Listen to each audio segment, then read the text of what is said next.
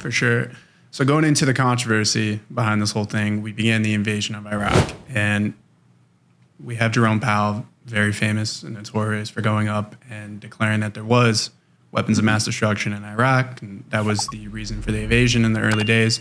So can you maybe speak to that moment as well, how the intelligence ended up coming to that conclusion and evidently getting it wrong, and how that kind of led to what some may say is one of the biggest mistakes we made in terms of that invasion? You know, hindsight's always great, isn't it? Yeah. Look back and destroy all those that had to make the decisions at the time. But yeah, it was a mistake. The intelligence was wrong. There were no WMDs in Iraq. None were ever found. And finally, you know, the administration came out and had to admit that. So yeah, there was a big mistake there. And in the book I mentioned, you know, Colin Powell, who I had great respect for. That was one of his major regrets in his career, was support of the Iraq War. And Tony Blair was the prime minister at that time, and of course was one of our allies, and had gone in with us, said the same thing. There's not a day that goes by he doesn't have regret for supporting that war. So the intelligence was not where it needed to be. Now, you know, people kind of like, well, how can that happen? Well, it can happen, because a lot of times you get raw intelligence. It may be difficult to determine whether or not it's really true and accurate. So, you know, it came to the president that, you know, they had WMDs, and given, you know, his past history and what had happened to us at 9/11, you know, they were taking a really hard look at Iraq. But my concern was, you know, the attack was in September of 2001. We didn't invade Iraq until March of 2003. So there was quite a bit of time to kind of get that intelligence right, to make certain that this is something that we needed to do. The motivations, you know, I kind of referenced that in my book a little bit. Could it be oil? Could it be some revenge? Because there was a plot to kill, you know, first President Bush. And I think, you know, George W. Bush, you know, had that on his mind. So it could have been a whole bunch of different things. But nonetheless, you know, Colin Powell went to the UN and held up that little vial and said, you know, this could kill hundreds or thousands of people. And he was so well respected, you know, that people said, hey, this is something that we need to do. And, you know, 3 weeks later, we invaded Iraq. Yeah, and that little vial will become pretty important as we continue into the story. But do you think if they would have just been straightforward with their intentions, oil would have been a tough argument, but just the general of revenge, or looking for, you know, revenging America, and that, do you think that would have changed the perspective of the people and really our commitment to the war? I mean, was the WMDs itself and that kind of failure a big shift, or do you think either way it was going to be looked at after that, how long we were there, in a negative light? Sure. Well, the WMDs gave everyone cause for concern, because obviously what they can do is pretty amazing, or pretty devastating.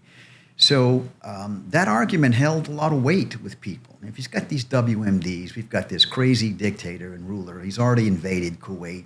You know, they were involved in the Iran-Iraq war. So you got a guy that is not stable, and he's got WMDs. So, and of course, in the early days, you know, what was Iraq's involvement in 9/11, which turned out to be zero? Saddam Hussein hated the Taliban. He kept all of these people out of his country.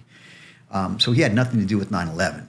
But, you know, again, all that information wasn't laid out in the early days. And so, yeah, he might have had something to do with 9/11. He's got WMDs.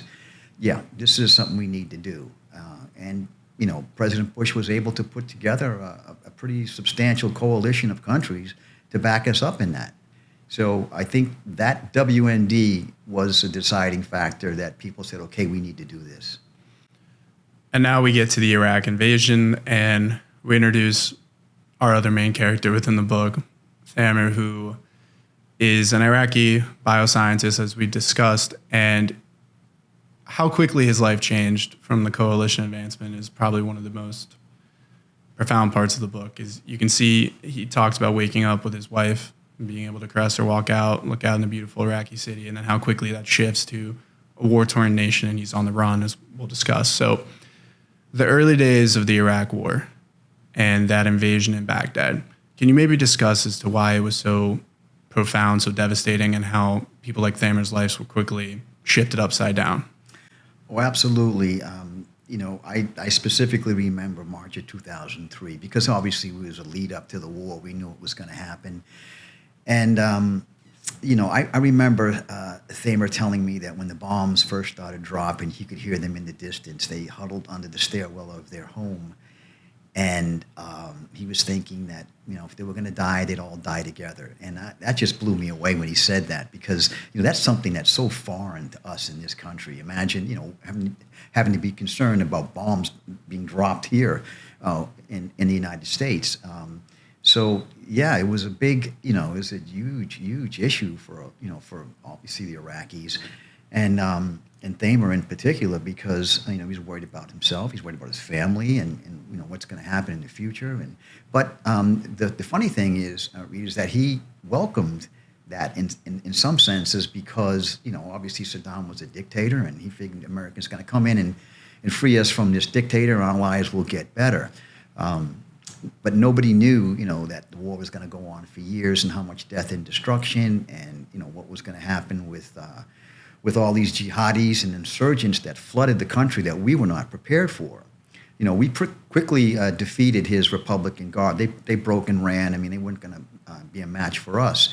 So for many people, okay, this is great. It's all over. But we didn't anticipate the flood of people coming in, the foreign fighters, that just made this war really bad. And it lasted, for 11 years or so. Getting back to the story in a second, but with, of course, hindsight being 2020, how do you think we could have prepared for that or been able to address the fact that there was going to be a lot of these different terrorist organizations just sending a plethora of fighters into the country at the time of chaos? Well, it's interesting because at one point, we had asked for some help from our friends in the CIA. And I remember having this conversation. They said, we're up to our neck in this insurgency. So it appears to me that we just weren't ready for this influx of foreign fighters rolling in. That just exacerbated this situation because again his army pretty much stood down, and a lot of them just fled, came over to our side. So there's a that went fairly well, but again it's what came after that we weren't prepared. So in my judgment, we were not prepared for all that. And then can we speak to Thamer's first interaction with Americans? He was lucky enough to eventually find you, which is at the end of the story, not to give anyone anything away, but it was a very happy ending. It's something that you really like to see. But it also, his first interactions really put into perspective what a lot of Iraqis dealt with in the early days of that war. And Thamer himself being a bioscientist, as we've said, WMDs were right in his wheelhouse, and quickly American intelligence wanted to be able to see how much information he had and, if he knew where the reported weapons of mass destruction actually were.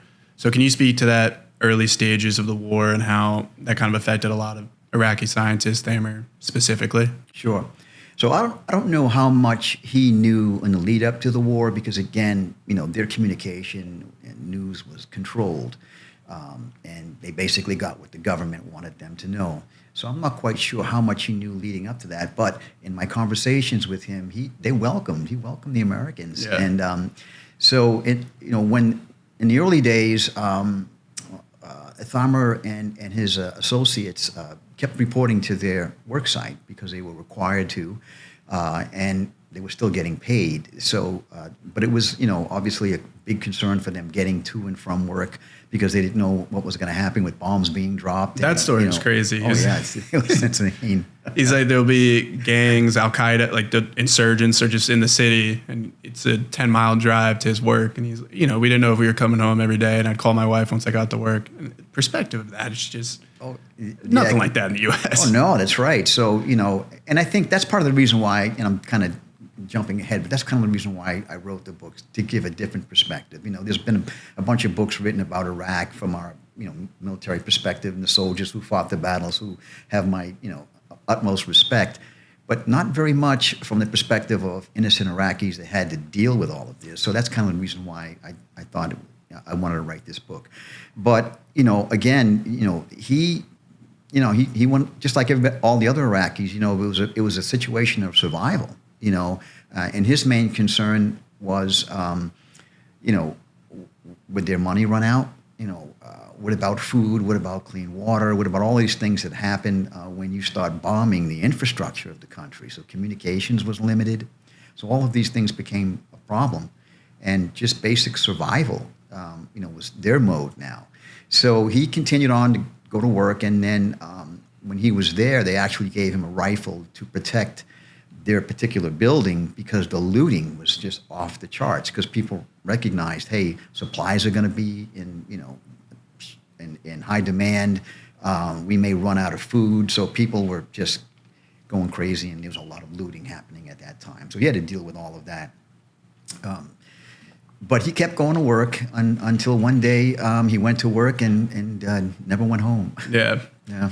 And then can you speak to that interaction? Damer gets picked up at work, which in that moment, I can't imagine that confusion. I mean, you have the coalition forces that you think are here to save the country, and in many ways they are, but they're just as infected about the confusion as you are in many ways. And suddenly you're blindfolded in the back of a Jeep, Humvee, whatever it might be, going who knows where. And like you said, he ends up for 2 years being held there. So can you speak to that interaction, what kind of happened there, and then why coalition forces wanted to bring in people like Thamer? Sure. So, you know, you have to think back that, you know, when we first invaded Iraq, it was all about the WMDs. And so we were expecting to find these things right away. And that just didn't happen. So the pressure was tremendous because now we've got Americans coming home in flag-draped coffins. The press is asking a lot of questions. The Bush administration is having to deal with the fact that, hey, where are all these WMDs? Because now we invaded another country for that reason. Our troops are being killed. You know, where's the WMDs? So that unleashed pretty much holy hell to find them. And it was people like Thamer that were in there, that was in the crosshairs, and that's why he was eventually picked up and then, you know, harshly treated later to get information because there was a tremendous amount of pressure to justify this war.